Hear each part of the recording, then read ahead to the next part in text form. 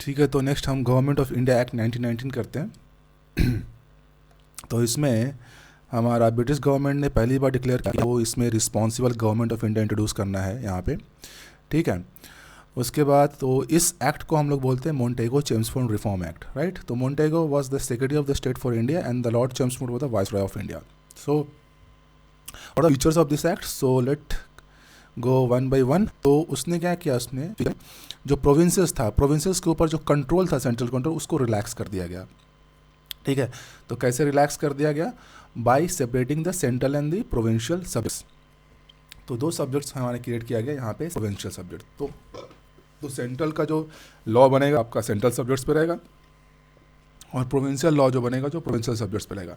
लेकिन ये सिर्फ और सिर्फ बुकिश था, मतलब ये सिर्फ और सिर्फ पेपर पे था। Ground reality it is totally centralize and unitary. ठीक है, साथ ही साथ उसने क्या किया, प्रोविंशियल सब्जेक्ट्स जो था हमारा, ठीक है, प्रोविंशियल सब्जेक्ट्स को भी दो पार्ट में डिवाइड, जिसको बोल दिया, एक को ट्रांसफर्ड, दूसरा को बोल दिया रिजर्व्ड। ठीक, अब यहाँ पे एक सिनेरियो आता है ड्यूअल स्कीम ऑफ गवर्नेंस, जिसको हम लोग डायरकी भी बोलते हैं। यहाँ से क्वेश्चंस बार बार एग्जाम में पूछा गया है कि ड्यूअल सिस्टम ऑफ गवर्नेंस किस एक्ट के थ्रू आया है, या डायरकी किस एक्ट के थ्रू आया है। तो यह है गवर्नमेंट ऑफ इंडिया एक्ट 1919। तो इसमें क्या हुआ, प्रोविंस जो प्रोविंशियल सब्जेक्ट्स थे उसको दो भाग में डिवाइड कर दिया गया। पहला बोला गया ट्रांसफर, दूसरा को बोला गया रिजर्व्ड। जो ट्रांसफर्ड सब्जेक्ट्स थे बेसिकली वो governor with the aid of ministers they are responsible to the legislative council. Basically governor ही एडमिनिस्टर करेगा, दोनों जो आपका प्रोविंशियल सब्जेक्ट्स है वो गवर्नर ही आपका एडमिनिस्टर करने वाला है। लेकिन जो ट्रांसफर्ड जो होगा तो उसमें क्या होगा, गवर्नर और मिनिस्टर्स क्या होंगे, लेजिस्लेटिव काउंसिल्स के रिस्पॉन्सिबल होंगे। ठीक है, उसके रिस्पॉन्सिबल होंगे। लेकिन रिजर्व्ड केसेस में क्या होगा, और जो इसका एग्जीक्यूटिव काउंसिल है वो लेजिस्लेटिव काउंसिल का रिस्पॉन्सिबल नहीं होगा। ठीक है, so that is a difference between transferred and reserved subjects. So in transferred the governor and the aid of minister they are responsible to the legislative council, but in the they are not responsible, and this system is known as system of dual governance, and that is also known as diarchy. This means double rule, right? In Greek it is known as double rule. Because and it is also this experiment is largely unsuccessful, ये भी हम बोल सकते हैं ये कामयाब नहीं हो पाया ज़्यादा। ठीक है, नेक्स्ट है आपका कि पहली बार इंडिया में यानी कंट्री के अंदर बाई कैमरलिज्म लाया गया। ठीक है, बाई कैमरलिज्म जिसका मतलब होता है दो आपका जैसे अपर हाउस होता है और लोअर हाउस होता है, जिसको हम लोग बाई कैमरलिज्म, जैसे इंडिया में अभी भी हमारा बाई कैमरलिज्म चलता है, सेंटर में भी बाई कैमरलिज्म है और स्टेट में भी बाई कैमरलिज्म है। जैसे सेंटर में आपका लोकसभा राज्यसभा हो गया, और आपका स्टेट में आपका हो गया विधानसभा और विधान परिषद। ठीक है, लेजिस्लेटिव काउंसिल, लेजिस्लेटिव असेंबली। ठीक है, तो है ना, और साथ ही साथ इंडिया में डायरेक्ट इलेक्शंस भी आए। तो यहाँ से भी ये क्वेश्चंस बनते कि डायरेक्ट इलेक्शंस और बाईकैमरलिज्म पहली बार किस एक्ट के थ्रू आपका आया है, तो आपका government of India act 1919। That's why it is a very important, that's why it is a responsible government. जो ग्रेजुअली धीरे धीरे जो आपका इंट्रोडक्शन हो रहा था रिस्पॉन्सिबल गवर्नमेंट, तो गवर्नमेंट ऑफ इंडिया एक्ट 1919 के थ्रू हुआ है। तो इसको भी आपको ध्यान में रखना है। ठीक है, तो ये पूरी तरह से डायरेक्ट इलेक्शन तो किया गया, लेकिन इसमें ऐसा नहीं है कि टोटली मेंबर्स आपका है ना डायरेक्ट इलेक्शन के थ्रू आया है। हाँ, लेकिन मेजॉरिटी ऑफ द मेंबर्स जो थे आपके है ना बोथ दी हाउसेस में, वो आपके डायरेक्ट इलेक्शन के थ्रू आए हैं। लेकिन इसमें मेंबर्स आपके कुछ नॉमिनेट भी होते थे। सो हाँ, या बोल सकते हैं कि इलेक्शन के थ्रू तो आया, लेकिन मेजॉरिटी ऑफ द मेंबर्स थे। Some members are obviously nominated रहेंगे, नॉमिनेट करेगा, सेक्रेटरी ऑफ स्टेट नॉमिनेट करेगा, सो तो रहेगा ही वो। ठीक है, और उसके बाद वाइस एग्जीक्यूटिव काउंसिल है। ठीक है, उसमें भी है ना आपके इंडियंस को आपको उसके 6 मेंबर्स थे, 6 में से 3 मेंबर्स आपके इंडियन होने चाहिए। ठीक है, तो ये भी किया गया। जो रिप्रेजेंटेशन जो हमने पढ़ा कि वो सिर्फ मुस्लिम इलेक्टोरेट के लिए था, अभी उसको ये एनलार्ज कर दिया गया उसका दायरा को, वो उसमें सिख को भी डाला गया, सिख इंडियन को डाला गया, एंग्लो इंडियंस हो गए, यूरोपियंस को डाला गया। कम्युनल रिप्रेजेंटेशन को और बढ़ा करने का पीछे का एक ही चीज़ था कि जितने भी कम्युनिटी है उनके बीच में जो यूनिटी है उसको ब्रेकआउट कर दिया जाए। ब्रेकआउट कर देंगे तो फूट डालो और राज करो की नीति इसमें कामयाब हो जाएगी, और अंग्रेज या ब्रिटिशर्स हैं वो और ज़्यादा लंबे समय तक रूल कर सकेंगे इंडिया के ऊपर। सो दिस आर द है ना, ये था कम्युनल रिप्रेजेंटेशन के पीछे का रणनीति। ठीक है। और ठीक है, फ्रेंचाइजेस को भी ग्रांटेड किया गया लिमिटेड नंबर ऑफ पीपल को, right, based on the property tax and education. So एक नया ऑफिस क्रिएट किया गया जिसका नाम रखा गया high commissioner for India in London. एक हाई कमिश्नर का नया ऑफिस क्रिएट किया गया लंदन में, ठीक है। सेक्रेटरी ऑफ स्टेट्स के जो कुछ उनके जो फंक्शंस थे उसको ट्रांसफॉर्म कर दिया गया high commissioner for India in London के पास, ठीक है। और साथ ही साथ पब्लिक सर्विस कमीशन का इस्टेब्लिशमेंट हुआ, है ना। तो यहाँ से भी क्वेश्चन बनता है कि पहली बार पब्लिक सर्विस कमीशन यानी कि सेंट्रल पब्लिक सर्विस सेटअप कब किया गया था, किस एक्ट के तहत किया गया था, 1919 एक्ट के थ्रू। तो ये हुआ था 1926 में for recruiting the civil servants. So this is also very important. और पहली बार ये भी हुआ कि जो प्रोविंशियल बजट्स थे उसको अलग दिया गया सेंट्रल बजट्स के, पहले एक ही जिसको हम लोग सेंट्रल बजट करते थे, ठीक है। लेकिन अभी क्या हुआ 1919 के तहत, क्योंकि रिस्पॉन्सिबल गवर्नमेंट लाने की कोशिश की जा रही है और लोगों को चाहिए कि हम रिस्पॉन्सिबल गवर्नमेंट बनाने के पीछे उद्देश्य क्या है, तो आप पॉलिसीज़ हैं उसमें भी आपको ये सब चीज़ शो होंगे। तो पहली बार क्या हुआ आपका सेंट्रल बजट के साथ सेंट्रल बजट में से प्रोविंशियल बजट को अलग कर दिया गया। अब जो प्रोविंशियल लेजिस्लेचर हैं वो अपने बजट खुद एनैक्ट कर सकते हैं। तो जो प्रोविंसेस थे वो अपने बजट खुद एनैक्ट करते थे, सेंट्रल का एक अलग सा बजट बनता था, ठीक है। ये सब चल रहा था 1919 से 1926 का जो टाइम पीरियड है इसमें आपको देखने को मिलेगा, ठीक है। उसके बाद साइमन कमीशन को बुलाया गया।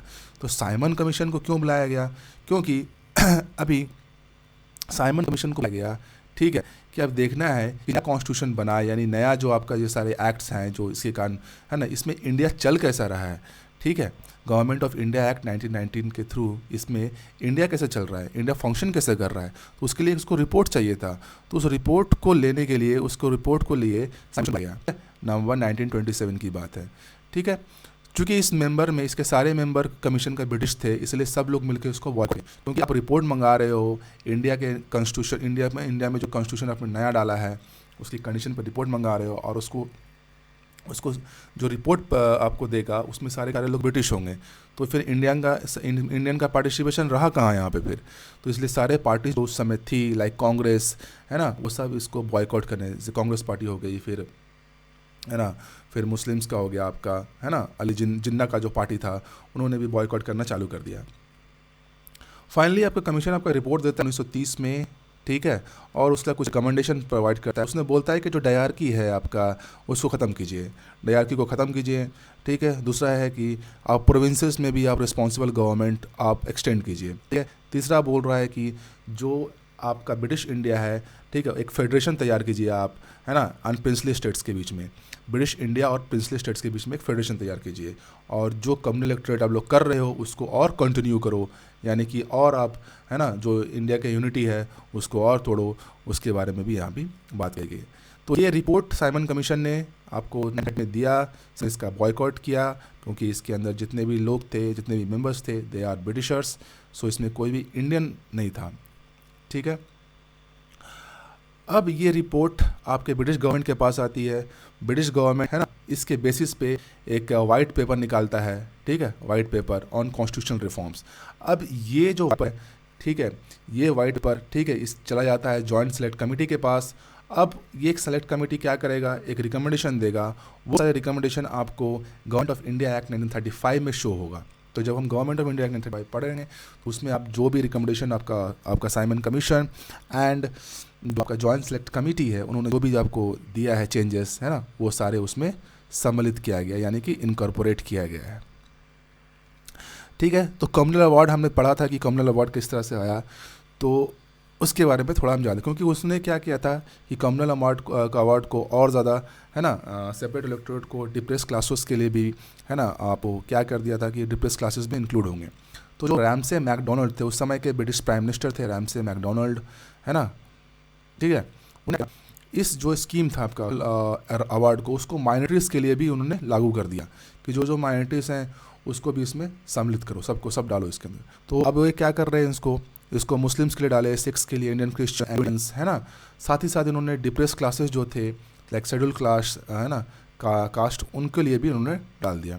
तो ये जब जैसे ही इन्होंने डिप्रेस क्लासेस के लिए किया तो गांधी जी थे उस समय, उनको लगा कि नहीं, यहाँ पे तो उन्होंने बहुत ज़्यादा कर चुका है, इससे जो इंडिया का यूनिटी है वो पूरा खतरे में आ जाएगा, ठीक है, जो हिंदू पॉपुलेशन है वो पूरा बिखर जाएगा इसमें। तब गांधी जी ने क्या किया, है ना, अनशन पे बैठ गए उन्होंने, है ना, they fast undertook fast and to death, जिसको उनका अनशन बोलते हैं, ठीक है, उस पर बैठ गए। कहाँ बैठे थे? यरवाड़ा जेल पुणे में, ठीक है, बहुत फेमस जेल है यरवाड़ा जेल पुणे, ठीक है। तो वो चाहते थे कि ये जो कम्युनल अवार्ड है इसको मॉडिफाई किया जाए, इसमें से इस क्लासेस को निकाला जाए, ठीक है। एट लास्टली गांधी जी जीत जाते हैं अपने इस अनशन में उन्होंने, ठीक है। और जो कांग्रेस के जो लीडर्स होते हैं और क्लासेस के लीडर्स होते हैं वो सब आते हैं, जिसमें भीमराव अम्बेडकर भी आते हैं यहाँ पे, और उनका एग्रीमेंट होता है गांधी जी के साथ, उन्होंने, है ना, जिसको हम लोग पूना पैक्ट भी बोलते हैं, राइट। तो इस पूना पैक्ट के तहत क्या था, हिंदू जॉइंट इलेक्टोरेट रहा जाएगा, ठीक है। जो जॉइंट इलेक्टोरेट होंगे यानी कि सारे हिंदू मिलकर वोट देंगे, इसमें कोई डिप्रेस क्लासेस नहीं रहेगा। हाँ, जो डिप्रेस होंगे वो रिजर्वेशन दिया जाएगा, तो रिजर्वेशन जो सीट्स मिलेंगे आपको, तो वो आपको यहाँ से मिलेंगे, यानी कि कोई भी डिप्रेस क्लासेस हो सकता है, कोई भी शेड्यूल क्लास के बंदा आपका नॉमिनेट हो सकता है, और उसको सारे लोग मिल कर के उसको वोट देंगे, ठीक है, सारे लोग मिलकर उसको वोट देंगे, ठीक है। तो ये था आपका कम्युनल अवार्ड के बारे में। नेक्स्ट है आपका जो गवर्नमेंट ऑफ इंडिया एक्ट 1935, जिसमें साइमन कमीशन और जॉइंट इलेक्टोरेट का जो भी रिपोर्ट था वो इसमें आएगा, आपका इनकॉर्पोरेट होगा। तो हम लोग देखते हैं कि गवर्नमेंट ऑफ इंडिया एक्ट 1935 में क्या क्या चीज़ हुआ, ठीक है। तो ये एक बहुत बड़ा एक डिटेल डॉक्यूमेंट है basically government of India act 1935, और ये आज के जो हमारा कॉन्स्टिट्यूशंस हैं उसको काफ़ी हद तक ये बहुत ज़्यादा अफेक्ट करता है। बहुत ज़्यादा आईपीसी के जो है या सीआरपीसी आपकी गवर्नमेंट ऑफ इंडिया एक्ट 1935 का ही है अभी भी, ठीक है। तो ये आपका सेकंड माइलस्टोन है, आपका second milestone towards a completely responsible government India. तो इसके जो फीचर्स हैं, पहला फीचर इसमें ऑल इंडिया फेडरेशन की बात कही गई कि एक ऑल इंडिया फेडरेशन बनाएंगे, ठीक है। ऑल इंडिया फेडरेशन में क्या होगा, प्रोविंसेस और प्रिंसली स्टेट्स को एज ए यूनिट कंसिडर किया जाएगा। तो यहाँ पे एक नया टर्म आता है आपका यूनिट, ठीक है। तो जो प्रोविंसेस हो गए या प्रिंसली स्टेट्स हो गए उनको एज ए यूनिट कंसिडर करा जाएगा, ठीक है। और सेंटर और यूनिट के बीच में जो भी आपके लिस्ट हैं उसको डिवाइड किया जाएगा। तो 3 तरह का लिस्ट डिवाइड किया गया, one is federal list, second one is provincial list, and third one is concurrent list, ठीक है। तो ये जो फेडरेशन है ये उसने तो कर तो दिया, लिस्ट बना दिया, लेकिन साथ नहीं हो पाया या फेडरेशन नहीं हो पाया क्योंकि इसमें प्रिंसली स्टेट्स में ज्वाइन थे। तो ये भी एक बात है। और जो डायरकी था प्रोविंसेस को उसको हटा दिया गया। देखिए यहाँ एबॉलिश्ड डायरकी प्रोविंसेस, ठीक है। अभी हम ऊपर में अगर हम पढ़ेंगे, हमने जो पढ़ा था एक्चुअली बेसिकली में आपका साइमन कमीशन ने बोला था यहाँ पे डायरेक्टली कि आप डायरकी को अबॉलिश कीजिए। देखिए अभी ये साइमन कमीशन का जो रिकमेंडेशन है वो गवर्नमेंट ऑफ इंडिया एक्ट 1935 में लागू हो रहा है यहाँ पे, ठीक है। सो प्रोविंशल्स में डायरकी ख़त्म कर दिया गया और डायरकी की जगह पे डाला गया प्रोविंशियल ऑटोनॉमी, यानी हर एक प्रोविंसेस का अपना ऑटोनॉमी दे दिया गया, ठीक है। तो हर एक प्रोविंसेस एक एक ऑटोनमस यूनिट्स में कंसिडर हो गए, अपने बन गए, और अपने स्फीयर में अपने स्फीयर में वो क्या कर रहे थे, है ना, अपने टैक्सेस ला रहे थे, पॉलिसीज बना रहे थे, तो अपने स्फीयर में इसको बोलते हैं प्रोविंशियल ऑटोनॉमी, ठीक है। ये तो चला, ये तो सब सही चला, ठीक है। लेकिन 1937 में इफेक्ट में आया और इसको डिसकंटिन्यू भी कर दिया 1939 में लाया, 2 साल के लिए लाया और फिर उसको बस डिसकंटिन्यू भी कर दिया गया, ठीक है। उसके बाद नेक्स्ट फीचर में गवर्नमेंट ऑफ इंडिया एक्ट 1935 में उन्होंने सेंटर में डायरकी अपनाया, adoption of dyarchy at the centre. Province खत्म कर रहा है लेकिन सेंटर में अपना रहा है, ठीक है। तो इसके बाद क्या हुआ, जब उन्होंने सेंटर में अपनाया तो जो फेडरल सब्जेक्ट्स होते थे उसको भी उन्होंने 2 भागों में डिवाइड कर दिया गया, रिजर्व एंड ट्रांसफ़र। तो हमने पहले ही पढ़ा रिजर्व का, अभी उन्होंने सेंटर में अडॉप्ट किया लेकिन प्रोविंसेस में एबॉलिश किया, ठीक है। साथ ही साथ उन्होंने बाइकैमरलिज्म जो था हमारा वो, और जितने बाकी 11 प्रोविंसेस थे उसमें से 6 में उन्होंने उसको अडॉप्ट कर दिया, यूज़ किया। वो कौन थे, like Bengal, Bombay, Madras, Bihar, Assam, UP, united provinces, ठीक है। तो यहाँ पे उन्होंने बाइकैमरलिज्म लाया, ठीक है। साथ ही साथ उन्होंने क्या किया, कम्युनल रिप्रेजेंटेशन को एक्सटेंड किया, ठीक है। कम्युनल रिप्रेजेंटेशन को यहाँ पे इन्होंने एक्सटेंड किया। तो उन्होंने सेपरेट इलेक्टोरेट दिया किसके लिए, डिप्रेस क्लासेस के लिए, वुमेन एंड लेबर के लिए, ठीक है। यहाँ पे सेपरेट इलेक्टोरेट्स की बात कही गई उनमें। इंडिया को अबॉलिश कर दिया गया, ठीक है। जो काउंसिल ऑफ इंडिया जो एक काउंसिल था सेक्रेटरी ऑफ स्टेट को एडवाइस करने के लिए, उसको अबॉलिश कर दिया गया, ठीक है। तो ये अबॉलिश कर दिया गया, ठीक है। साथ ही साथ क्या हुआ कि जो वोटिंग राइट था, वोटिंग राइट को भी दिया गया। तो उस समय करीब 30 करोड़ पॉपुलेशन होते थे, इंडियन पॉपुलेशन था। 30 करोड़ पॉपुलेशन का सिर्फ 10% ही लोगों के पास वोटिंग राइट था। तो हम आज कैसा है, हम बहुत सारे चीज़ को टेक इट ग्रांटेड लेते हैं। आज हम वोट करते हैं, हर कोई 18 अबव 18 है, वोट करने का अधिकार है। लेकिन उस ज़माने में है ना 1935 के एरा में उस समय, ठीक है, लोगों के पास वोटिंग राइट भी नहीं था। सिर्फ 10% लोग, यानी सिर्फ 3 करोड़ लोग के पास ही वोटिंग राइट था। बाकी के लोगों के पास वोट देने का भी अधिकार नहीं था उनके पास। और वोटिंग राइट किन के पास थे? They are the rich merchant, the rich, है ना, दे आर पावरफुल पीपल्स, है ना, ठीक है। तो ट्रेडर्स हो गए, बहुत ज़्यादा शक्तिशाली लोग थे, बहुत ज़्यादा रिच थे, जिनके पास प्रॉपर्टीज बहुत ज़्यादा हुआ करती, है ना, जो हाईली एजुकेटेड होते थे, उनके पास ही ये वोटिंग राइट था, है ना। और उसमें भी मोस्टली मेंस कंसिडर थे, या फीमेल को भी नहीं था। उसके बाद it provided for the establishment of reserve bank of India. तो यहाँ पे एक इंपॉर्टेंट टीम है कि आपका जो आरबीआई जो हम लोग देखते हैं वो 1935 के एक्ट के थ्रू, है ना, आपका आरबीआई आपका आया है, ठीक है। अब आरबीआई का काम है, आरबीआई है काम है currency and credit of country को कंट्रोल करना, ठीक है।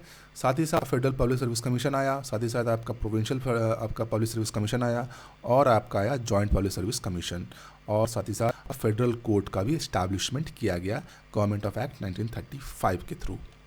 सो यहाँ तक हमने पढ़ लिया government of act 1935। Now Indian independence act 1947। तो ये आपका लास्ट एक्ट है ना। इसके बाद इंडिया इंडिपेंडेंस हो जाता है। So that's why it is also आपका इम्पोर्टेंट है, ठीक है। तो इन 1947 के समय ब्रिटिश प्राइम मिनिस्टर का क्या नाम था?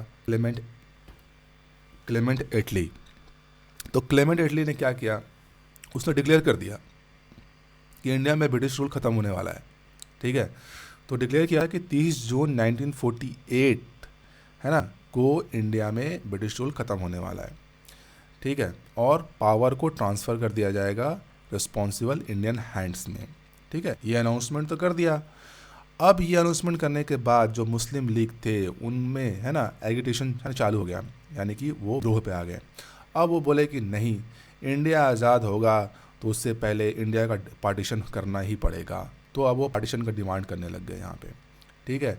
तो वही है 3 जून 1947, ये डेट याद रखिए, जहाँ पे, है ना, British government made it clear that any constitution which is friend India cannot apply to those country which are unwilling to accept it, ठीक है।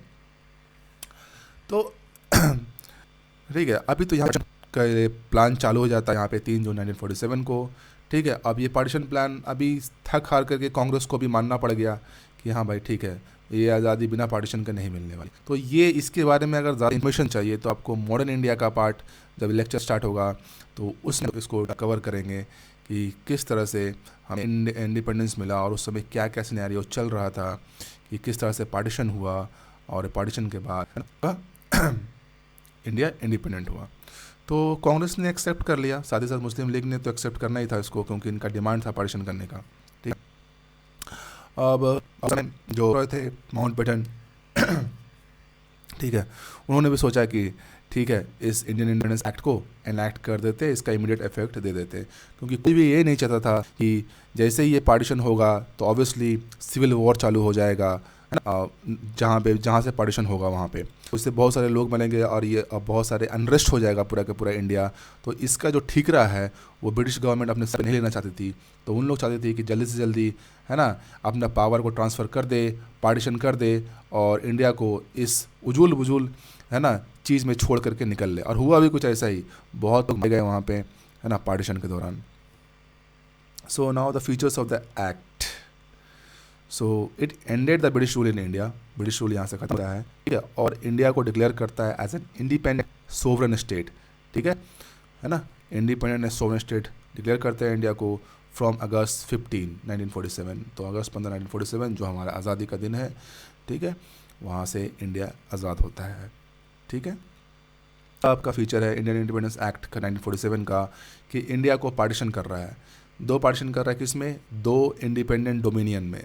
दो इंडिपेंडेंट कौन कौन सा है, इंडियन डोमिनियन और पाकिस्तान डोमिनियन, ठीक है। और इन दोनों पास के अधिकार है कि ये जो ब्रिटिश कॉमनवेल्थ है उनमें से बाहर आ सकते हैं। इनके पास राइट टू सिसीड का अधिकार था कि ब्रिटिश कॉमनवेल्थ में रहना है तो रहे, नहीं रहना है तो नहीं रह सकते हैं, इनके पास ये अधिकार, ठीक है। साथ ही साथ जो वाइसरॉय का जो पोस्ट था और ऑफिस था उसको भी ख़त्म कर दिया गया, अभी कोई वाइसरॉय नहीं बनेगा। और हर एक डोमिनियन को एक गवर्नर जनरल दे दिया गया, ठीक है। तो हमको पता है कि हमारा जो गवर्नर जनरल है, जो फर्स्ट गवर्नर जनरल जो माउंटबेटन है, ठीक है, और पाकिस्तान का जिन्ना साहब है वहाँ के थे, ठीक है। साथ ही साथ उसने कॉन्स्टिट्यूंट असेंबली, जिसने है ना, कॉन्स्टिट्यूंट असेंबली को एम्पावर कर दिया गया। यही कॉन्स्टिट्यूंट असेंबली आगे जाके हमारा इंडियन पार्लियामेंट बनता है। तो ये कॉन्स्टिट्यूंट असेंबलीज है ना, इसको एम्पावर कर दिया गया कि ये है ना अपना कोई भी कॉन्स्टिट्यूशन फ्रेम कर सकते हैं, अडॉप्ट कर सकते हैं अपने रिस्पेक्टिव नेशंस के लिए, ठीक है। और ये किसी भी एक्ट को, जो भी कॉन्स्टिट्यूंट असेंबलीज आपका कोई भी कॉन्स्टिट्यूशन अडॉप्ट करेंगे तो ये कॉन्स्टिट्यूंट असेंबली के पास ये पावर है कि ये ब्रिटिश पार्लियामेंट के किसी भी एक्ट को रिपील कर सकते हैं, ठीक है। किसी भी एक्ट को, किसी भी एक्ट का मतलब इंडिपेंडेंस एक्ट को रिपील कर सकते हैं, बस ये पावर था कॉन्स्टिट्यूंट असेंबली के पास, ठीक है। साथ ही साथ उसने क्या किया, जो office of the secretary of state for India है उसके ऑफिस को भी ख़त्म कर दिया, एबॉलिश कर दिया, ठीक है। अब साथ ही साथ जो ब्रिटिश पारामाउंटेसी है ना, वो भी ख़त्म हो चुका था, वो भी लैप्स हो गया था। अगस्त 1947 के बाद से ब्रिटिश पारामाउंटेसी भी ख़त्म होने वाला है, ठीक है। साथ ही साथ इंडियन प्रिंसली स्टेट को फ्रीडम दिया गया कि आपके पास तीन ऑप्शन है शायद, चाहे तो आप इंडिया में ज्वाइन कीजिए या पाकिस्तान को ज्वाइन कीजिए या फिर इंडिपेंडेंट रहिए, ये ऑप्शन था इंडियन स्टेट्स के पास, ठीक है।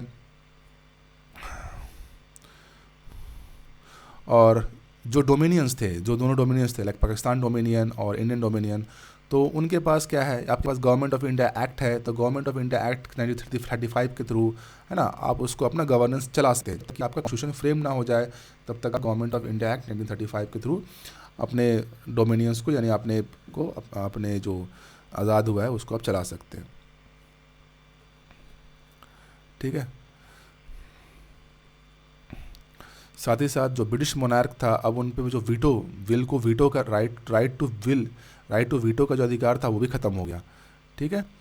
ये जो राइट था, लेकिन ये राइट ब्रिटिश मोनार्क के पास ख़त्म हो गया, ब्रिटिश गवर्नमेंट के पास ख़त्म हो गया, लेकिन राइट आपका गवर्नर जनरल के पास था, यानी कि जो भी गवर्नर जनरल बनेगा उसके पास ये राइट टू वीटो विल्स, ठीक है। तो ठीक है। और साथ ही साथ जो एम्परर ऑफ इंडिया का जो टाइटल है वो भी इंग्लैंड, किंग ऑफ इंग्लैंड के रॉयल टाइटल्स में इसको भी ड्रॉप कर दिया गया।